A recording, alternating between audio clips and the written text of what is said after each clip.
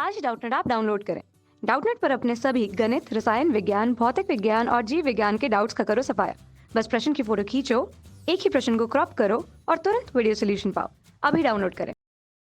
Hello दोस्तों, आपका प्रश्न है जब एक ठोस पिघलता है तब।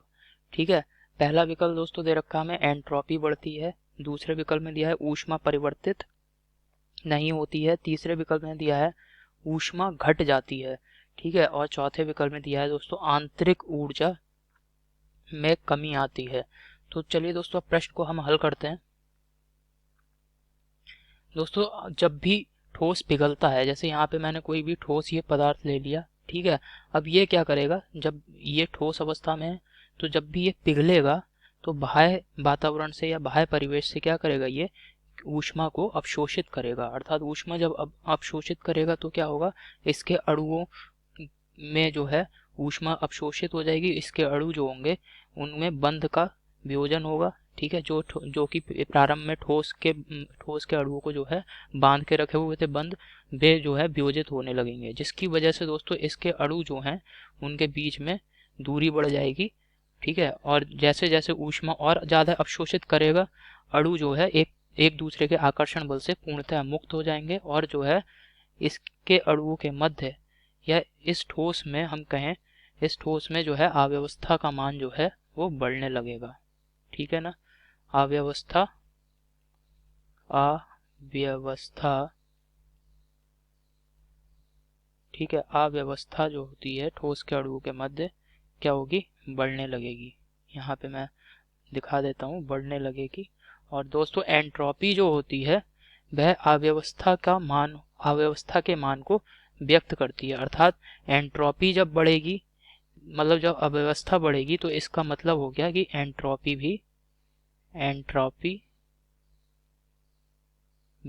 बढ़ेगी। ठीक है, जब भी अव्यवस्था बढ़ेगी तो इसका मतलब है एंट्रोपी भी बढ़ेगी। और इसको दोस्तों सूत्र की मदद से भी हम देख सकते हैं। दोस्तों एंट्रोपी में जो भी बदलाव होता है डेल्टा एस, वह होता है क्यू बटे टी। ठीक है, जहाँ क्यू क्या है, ली गई या दी गई ऊष्मा होती है, और डेल्टा एस को दोस्तों मैं लिख दूंगा S2 माइनस S1 बराबर क्यू बटे टी। ठीक है ना।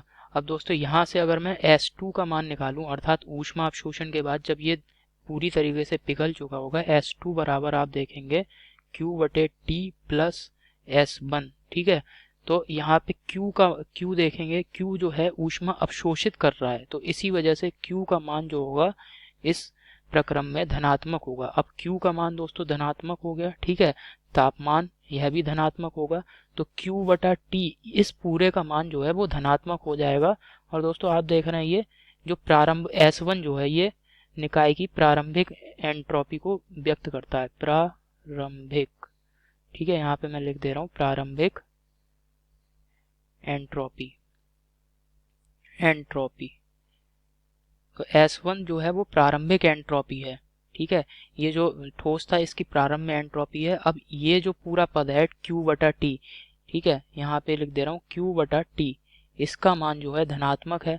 अब ये अगर धनात्मक है तो Q बटा टी पद जो है वो S1 में जुड़ रहा है, अर्थात S2 का मान जो है वो S1 से Q बटा टी गुना अधिक हो गया है। ठीक है, इतने क्योंकि ये इसमें S1 में जुड़ रहा है, तो आप देख रहे हैं कि जब भी ठोस पिघलेगा तो S2 का मान जो होगा, S2 का मान वो हमेशा S1 से अधिक होगा। क्यों अधिक होगा दोस्तों, क्योंकि Q बटा टी जो है ये मान जो है धनात्मक है इस प्रक्रम में, और जिसकी वजह से ये S1 में जुड़ रहा है। तो यही वजह है दोस्तों एंट्रोपी जो है वो बढ़ेगी, अर्थात एंट्रोपी में परिवर्तन होगा। तो दोस्तों जो पहला विकल्प है इसमें दिया है एंट्रोपी बढ़ती है, यह विकल्प बिल्कुल सही है।